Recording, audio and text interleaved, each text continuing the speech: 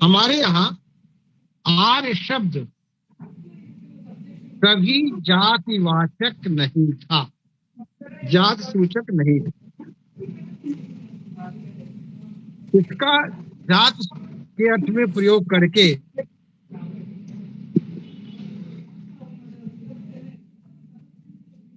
हमारी राष्ट्रीय एकात्म में बाधा पहुंचाई है। इसलिए इसके निर्वचन के पूर्व मैं कुछ तथ्यों को स्पष्ट कर देना चाहूंगा। भारतवर्ष में कभी भी आर्य नाम की जात न थी और न है। आज भी हमारे यहाँ कोई व्यक्ति नहीं कहता कि मेरी जाति आर्य है। स्पष्ट है कि प्राचीन काल में भारतीय जन समुदाय कोई जातिगत विभेद था ही नहीं। आज से 2000 वर्ष पूर्व तक भारत देश दो भागों में विभाजित माना जाता था। एक था पंचगौड़ और दूसरा था पंच द्रविड़। पंचगौड़ और पंच द्रविड़ विंध्य पर्वत से उत्तर का भाग पंचगौड़ और दक्षिण का भाग पंच द्रविड़ के नाम से ख्यात था। संस्कृत कोशों में द्रविड़ शब्द का अर्थ है, आप देख सकते हैं, क्योंकि आपके सामने, पूरे देश के सामने जो लोग सुन रहे हैं या जो आगे सुनेंगे, मैं जो भी बातें कहूंगा उसका प्रमाण दूंगा। तो प्रमाण दे रहा हूं कि विंध्य पर्वत से उत्तर का भाग पंचगौड़ और दक्षिण का भाग पंच द्रविड़ नाम से ख्यात था। संस्कृत कोशों में द्रविड़ का अर्थ है पंच द्रविड़।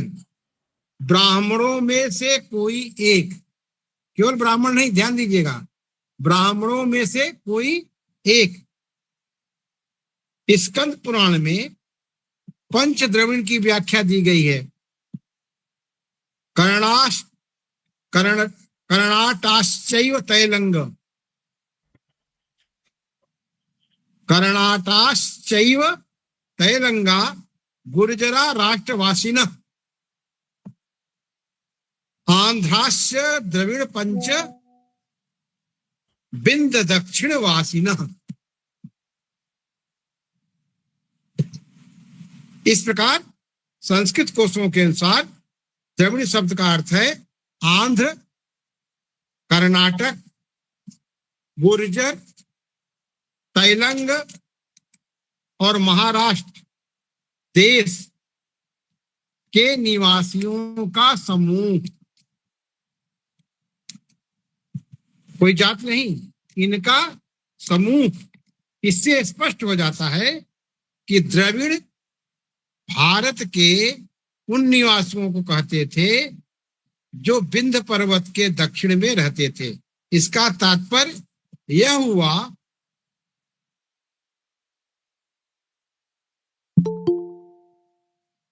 प्रादेशिक क्षेत्रवाद।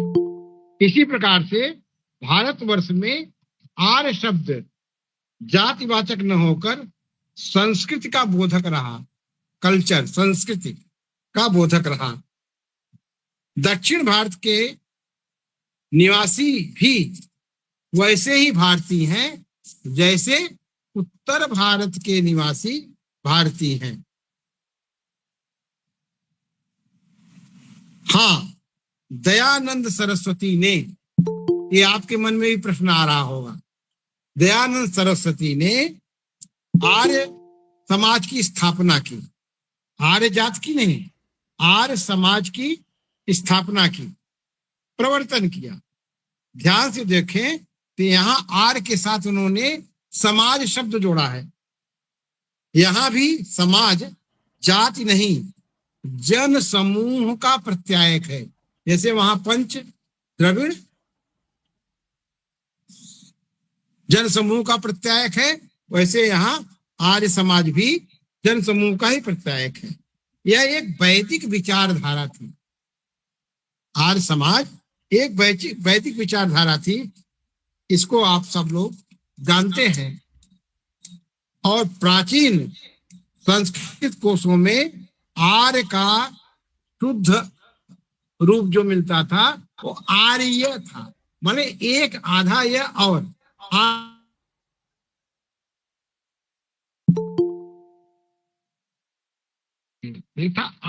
3 वर्णों का था, अब 2 वर्ण चलते हैं। इस शब्द का प्रयोग वैदिक साहित्य, उपनिषद साहित्य, वाल्मीकि रामायण, कालिदासी साहित्य, तमाम भारतीय भाषाओं में इस शब्द का प्रयोग जाति के अर्थ में न हो करके गुणगत ही है। मैंने बहुत इस पर अनुसंधान किया है और इसकी जितनी भी स्थापनाएं हैं वे आपके सामने रखेंगे और सारे प्रमाणों के साथ पूरे भारतीय वाङ्मय में, केवल संस्कृत में नहीं। जब हम भारतीय वाङ्मय कहते हैं तो केवल संस्कृत और हिंदी नहीं होता, तमिल, तेलुगु, मलयालम, कन्नड़, गुजराती, मराठी, सारी भाषाएं होती हैं। सारी भाषाओं के साइड से मैं आपके सामने प्रमाण रखूंगा और पूरे अनुसंधान में कहीं भी किसी भी भाषा के साहित्य में कहीं भी इसका जातिवाचक अर्थ में प्रयोग नहीं हुआ है।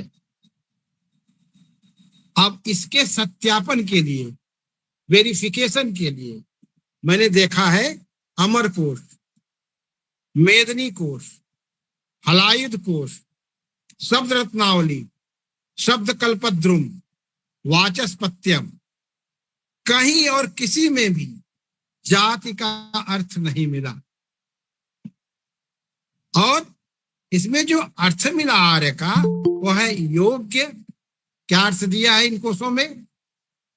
जितने भी प्रामाणिक और प्रसिद्ध कोश हैं इसमें अर्थ दिया है योग्य, आदरणीय, सम्माननीय, कुलीन, अत्युत्कृष्ट, मनोहर, श्रेष्ठ, उच्च पदस्थ, ये अर्थ दिया है।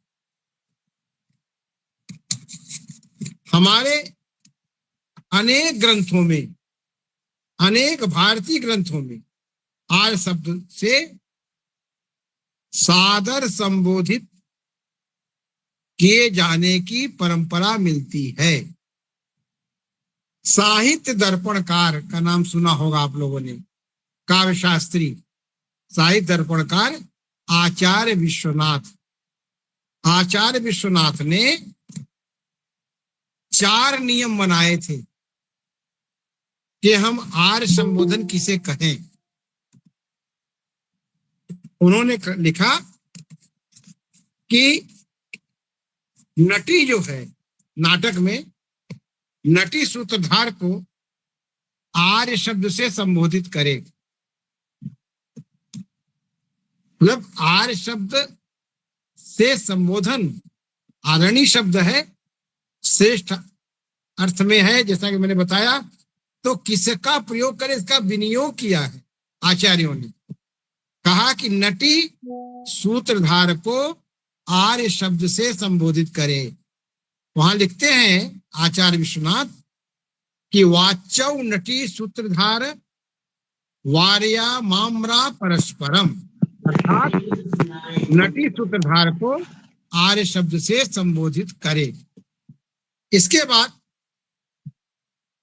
दूसरा है कि व्यस्तुत्पत्त मौचार्य मध्यैर आर्येति चाग्रज, अनुज अग्रज को दूसरा निर्देश देते कि अनुज अग्रज को आर्य शब्द से संबोधित करे। और तीसरा निर्देश दिया है हमारे साहित्य शास्त्री ने कि आत्माय आरेति चैतरैहि आमात्य तथा विशिष्ट अधिकारी वर्ग को आर शब्द से संबोधित किया जाए। चौथा निर्देश दिया है कि स्वेच्छया आरेति चैतरः, अर्थात एक शिक्षित व्यक्ति दूसरे शिक्षित व्यक्ति को आर शब्द से संबोधित करें। हमारी अवधि है बोली, डायलेक्ट। अवधि मध्यकाल की एक भाषा थी, अब वो डायलेक्ट है हिंदी की, जिसमें रामचरितमानस लिखा है, वो हमारी बोली है। उस बोली में कहा जाता है, उस बोली में आर शब्द जो है आर हो गया है। क्या? आर। चलते चलते इसकी यात्रा जो है वो आर में पहुंच गई, और वहां कहा गया है कि जैसे मैं उदाहरण दूं आपको कि अरे यार का करत है, अरे यार का करत है, अर्थात हे भाई क्या कर रहे हो। अब आर वहां आर हो गया। कहने का तात्पर्य है कि हमारी जो जनपदीय भाषाएं हैं वहां तक इसकी यात्रा पहुंची है।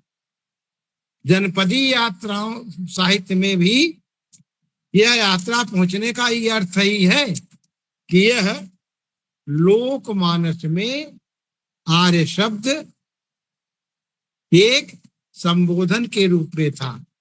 तो अभिजात साहित्य से लेकर के लोक साहित्य तक इसका प्रयोग केवल संबोधन के अर्थ में था।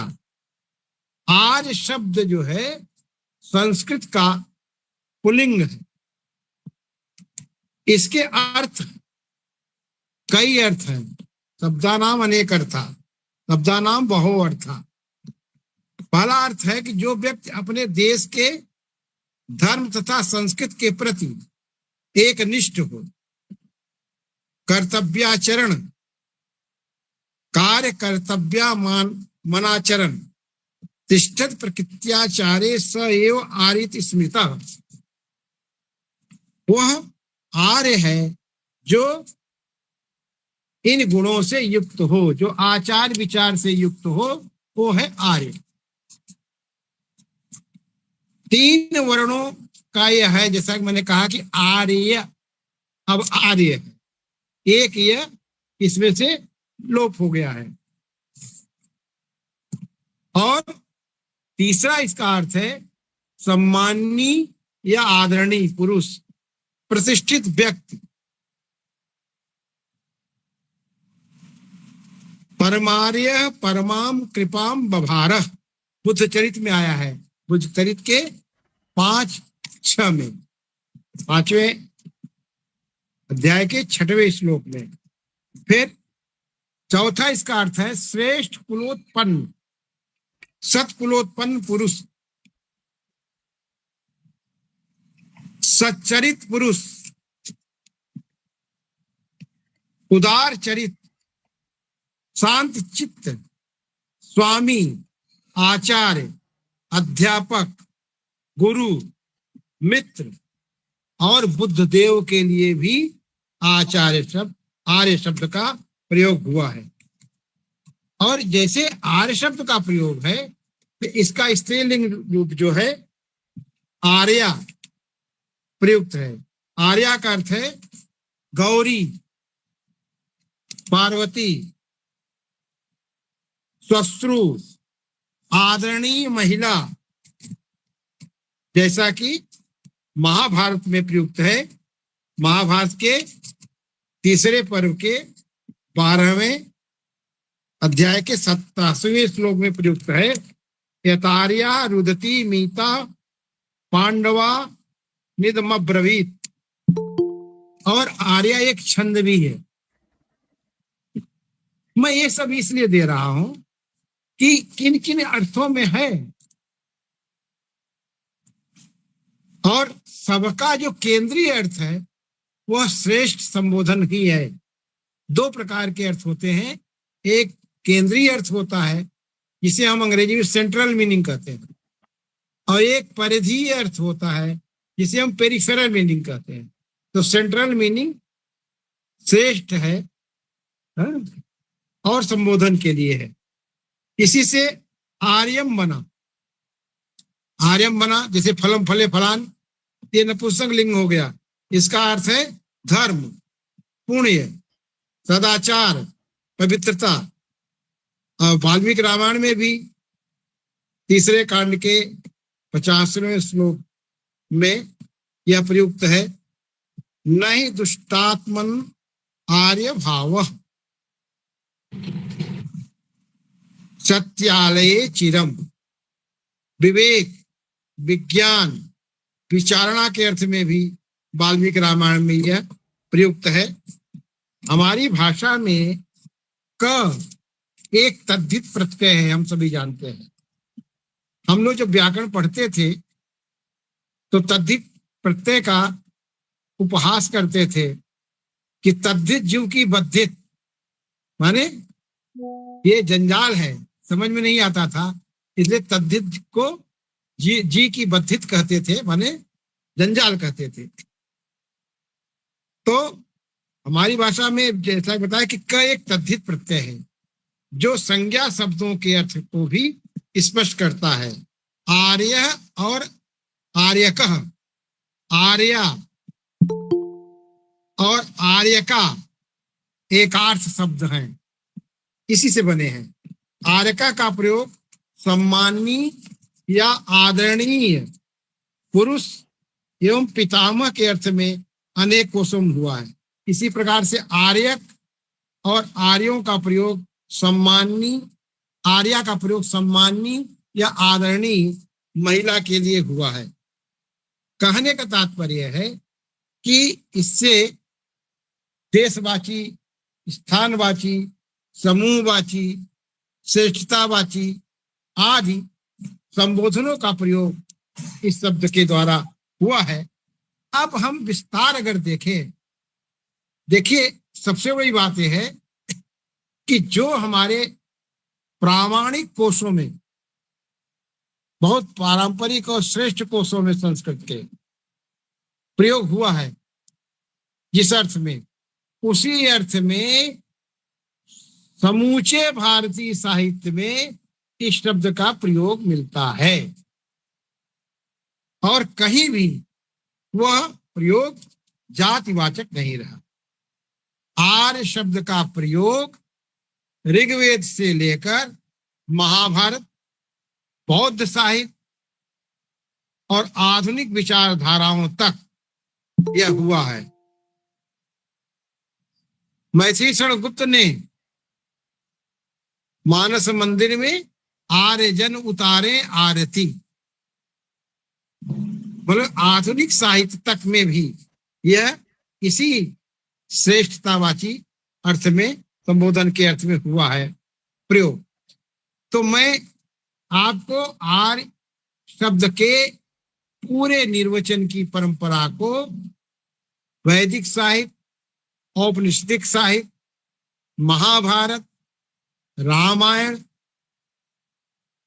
बौद्ध साहित्य, जैन साहित्य, पाली, प्राकृत, अभ्रंश और समस्त भारतीय भाषाओं, तमिल, तेलुगु, मलयालम, कन्नड़ के साहित्य में कहाँ कहाँ प्रयोग हुआ है, ये सब मैंने अनुसंधान करके निकाला है। मेरा ये जो 1 घंटे का आज का व्याख्यान है, इसका अध्ययन 300 घंटे का है। लगातार इस पर सोचने के बाद यह थ्योरी बन पाई है, यह सिद्धांत बन पाया है, जो आज आप सबके सामने प्रकट करने का अवसर मिला है। तो मैं कह रहा था कि आर्य शब्द जिसका प्रयोग सभी भारतीय साहित्य में हुआ है, इसकी व्युत्पत्ति पर थोड़ा विचार करें कि आर्य शब्द में री धातु है और यह प्रत्यय है। री धातु का अर्थ है गति करना, प्राप्त करना, अग्रसर होना या चलना, उन्नत की ओर बढ़ना और एक प्रत्यय से यह भाववाचक गुणवाचक संज्ञा बन गया है। यह धातु जब विशेष उपसर्गों और प्रत्ययों के साथ संयोग करती है तब उससे आर्य शब्द बनता है। और इस प्रकार आर्य का शाब्दिक अर्थ हुआ जो श्रेष्ठ है, जो आगे बढ़ा हुआ है, जो नोबल या नोबल माइंड है, या जो सभ्य है। सभ्य का अर्थ है, आप सभी जानते हैं कि जो विद्वानों की सभा में बैठने योग्य हो वो सभ्य है। सभा और भाववाची प्रत्यय लग गया, सभ्य, सभा में बैठने योग्य जो हो। ऋग्वेद में आर्य शब्द का प्रयोग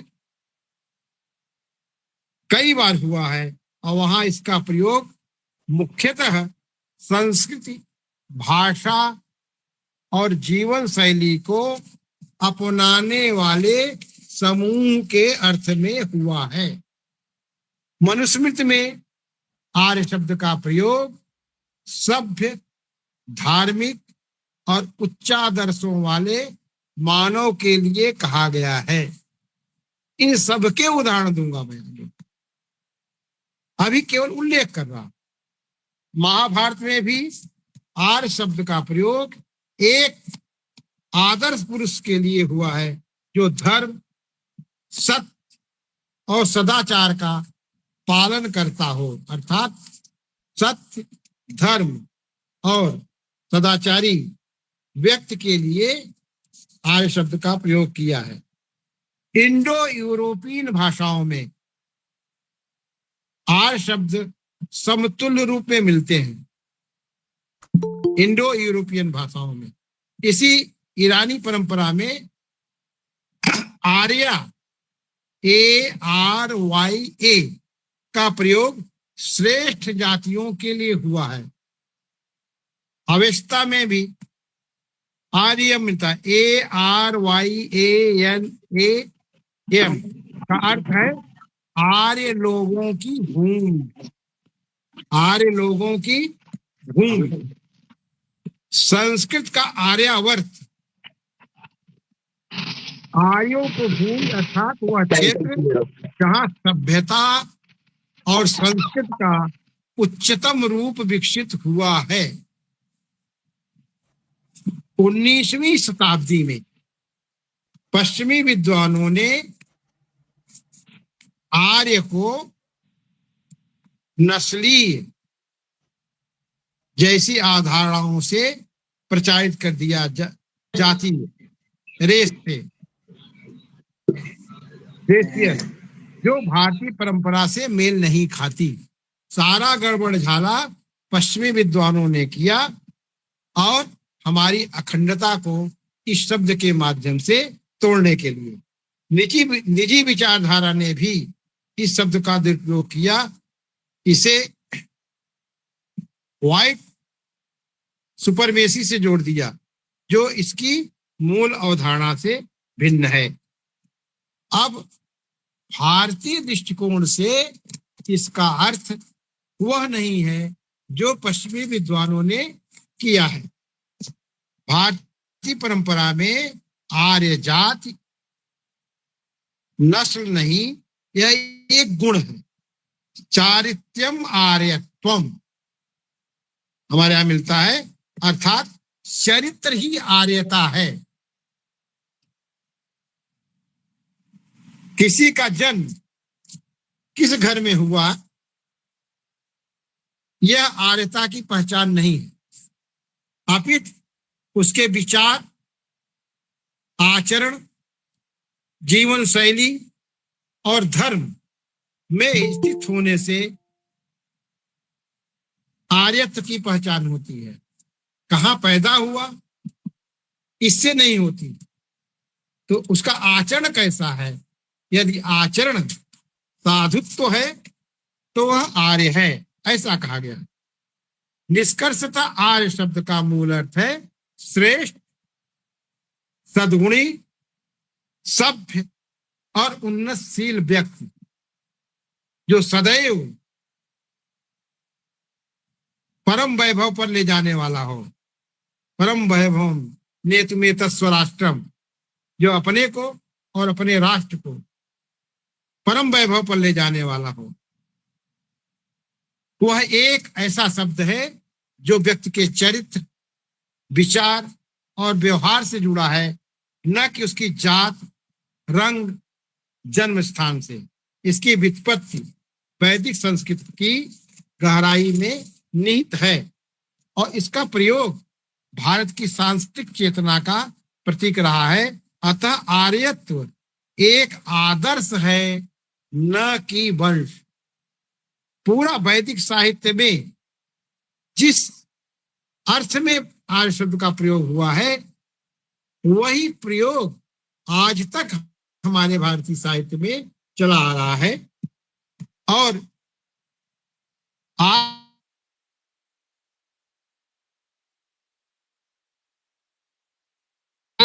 के 22वें सूक्त में, 22वें मंत्र के 18वें सूक्त में देख सकते हैं, विश्वे देवा अनुबदन्तु एषाः एतस्मं संस्कारम आर्यम सन्तु। अर्थात सभी देवता इन यज्ञों को स्वीकार करें, ये संस्कार आर्य के लिए हों। सायणाचार्य 14वीं शताब्दी, सायणाचार्य जो अंतिम भाष्यकार थे वेदों के 14वीं शताब्दी के, उन्होंने इसकी टीका, अपनी टीका में लिखा है कि आर्याय साधु चरित्राय यज्ञ योग्याय मनुष्याय। अर्थात आर्य वह है जो यज्ञ करने योग्य हो, जो धर्माचरण करता हो, वो आर्य है। यहाँ आर्य शब्द एक नैतिक और धार्मिक गुण वाले व्यक्ति के लिए प्रयुक्त हुआ है, न कि जात के लिए। ऋग्वेद का दूसरा मंत्र, दूसरा उदाहरण लीजिए, जो नवे मंडल के 9:63 में आया है। 5वें मंत्र में असभ्यम तद्विषः आर्याय जातम सोम राजयन्नु मिनोतु धन्यम। अर्थात हे सोमराज, जो धन आर्य लोगों के लिए उत्पन्न हुआ है वह हमें प्राप्त हो। सायण इसकी टीका करते हैं इस शब्द की कि आर्याय धर्मनिष्ठाय जनाय। अर्थात यह आर्य वह है जो धर्म में स्थित हो। जहां भी आर्य का प्रयोग ऐसे समुदाय के लिए हुआ है जो धर्मपरायण, यज्ञकर्ता और सभ्य हो। ये दो संदर्भ हमने ऋग्वेद से दिए। तीसरा संदर्भ है ऋग्वेद का, जो 10वें मंडल के 69वें के 6वें मंत्र में आया है। इंद्रम वरधंतो अप्सवः सोमः श्योनो हर्यतः यो न सूनुम न आर्यः। अर्थात वे सोमरस की रक्षा करते हुए इंद्र की बुद्धि करते, सोमरस की रक्षा करते हुए इंद्र की वृद्धि करते हैं, जैसे आर्य अपने पुत्र की रक्षा करता है। सायण ने इसका अर्थ हितैषी के अर्थ में किया है। आर्य हितैषी स्नेही जना, स्नेही जन, आर्य हितैषी स्नेही जन। यहाँ आर्य शब्द एक स्नेही, रक्षक, उत्तरदायी व्यक्ति के अर्थ में आया है। यास्काचार्य ने भी इसका प्रयोग किया है। यास्क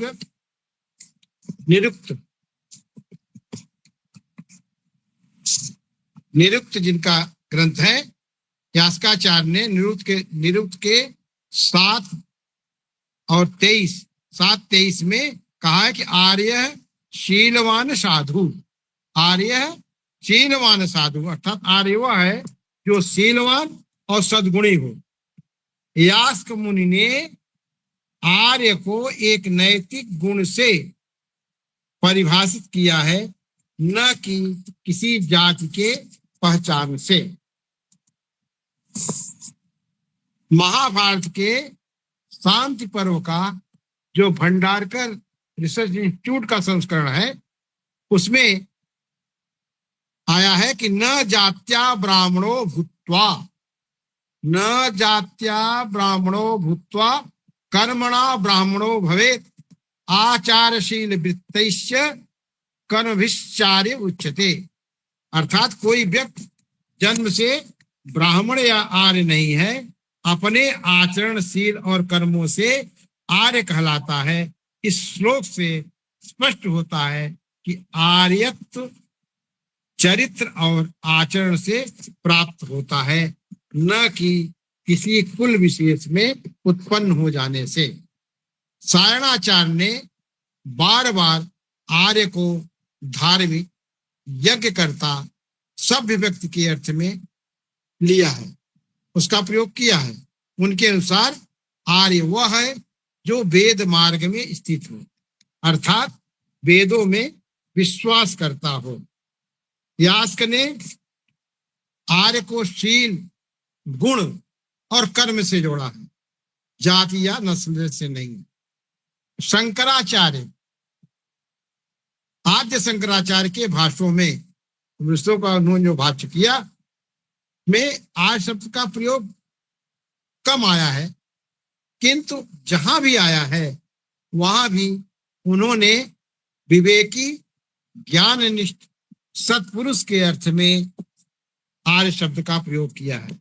इस प्रकार आर्य शब्द वेदों में उन लोगों के लिए प्रयुक्त हुआ है जो यज्ञशील और सत्य में स्थित हो।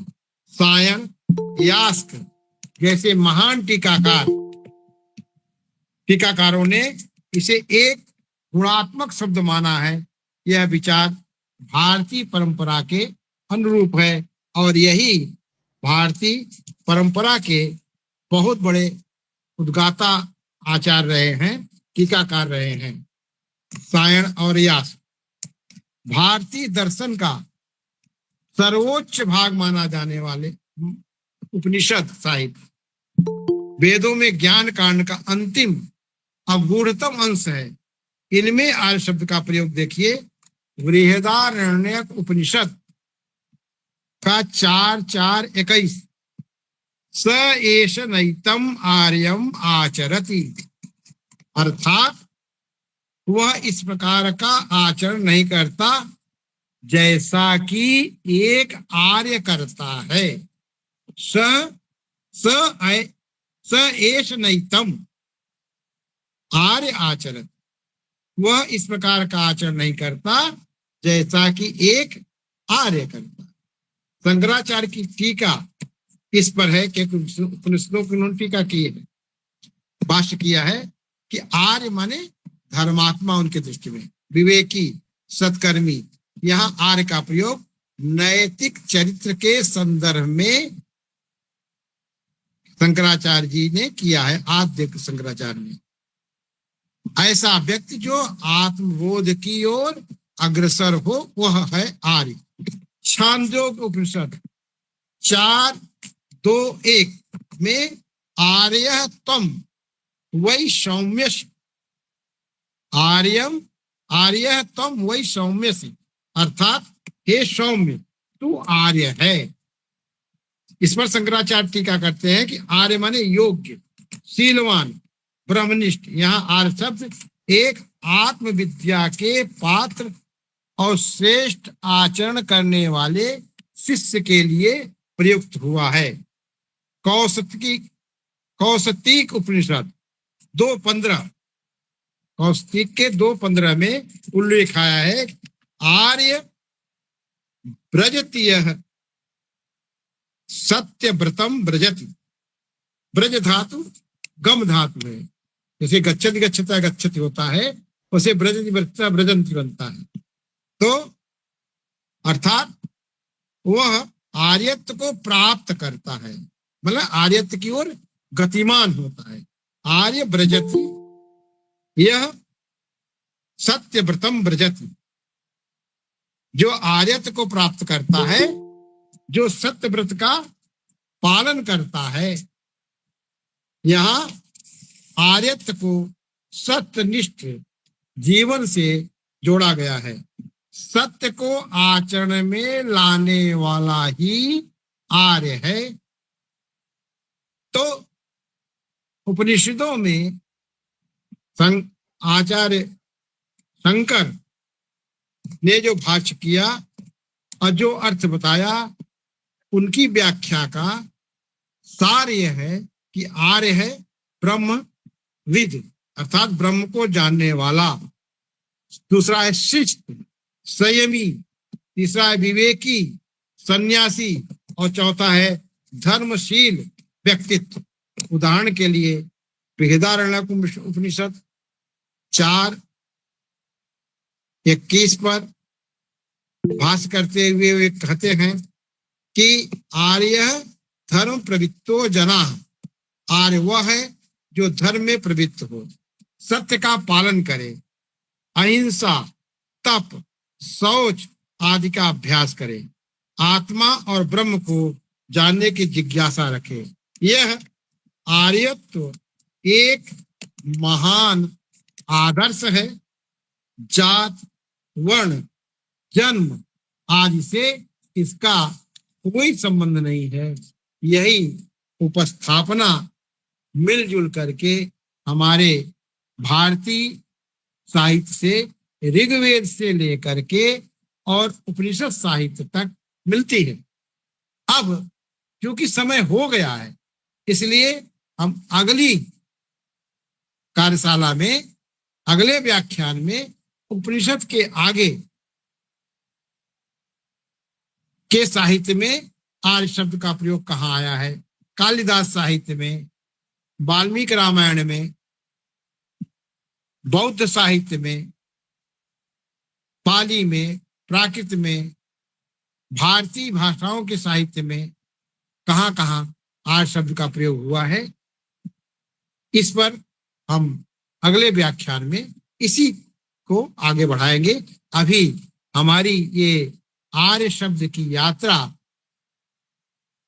ऋग्वेद से लेकर के और उपनिषद साहित्य तक ही पहुंच पाई है।